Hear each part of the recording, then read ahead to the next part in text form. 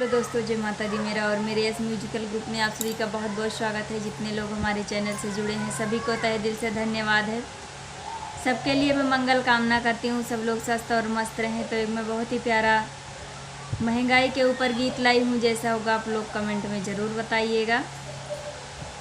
होई गई ले जियरा के गजबे ससतिया, होई गई ले जियरा के गजबे ससतिया, पिया महंगाई गईली खूबे पिया जिया, राजा महंगाई गईली खूबे पिया जिया, अरे पिया महंगाई गईली खूबे पिया जिया।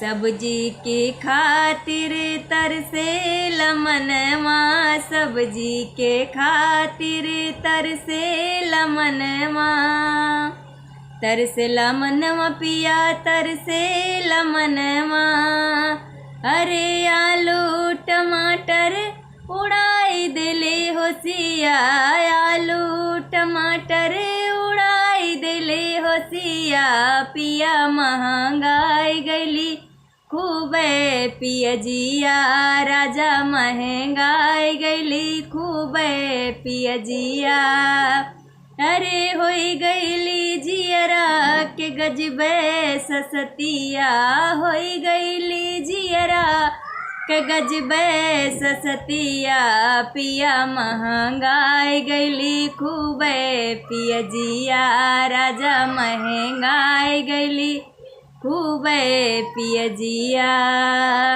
कोहड़ायो लौकी के भाव चढ़ले बा, कोहड़ायो लौकी के भाव चढ़ले बा, भाव चढ़ल राजा भाव चढ़ल बा,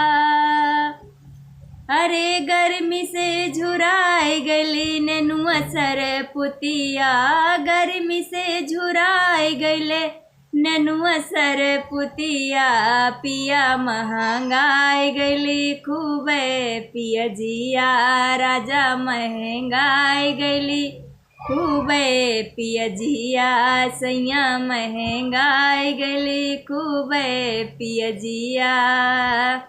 कौनो जतन से दाल भात हम बनाई, कौनो जतन से दाल भात हम बनाई, अरे होई गईली सपन राजा हरे कदलिया, होई गईली सपन राजा हरे कदलिया, पिया महंगाई गईली खूबे पिया जिया, राजा महंगाई गईली खूबे पिया जिया, सैया महंगाई गईली खूबे पिया जिया।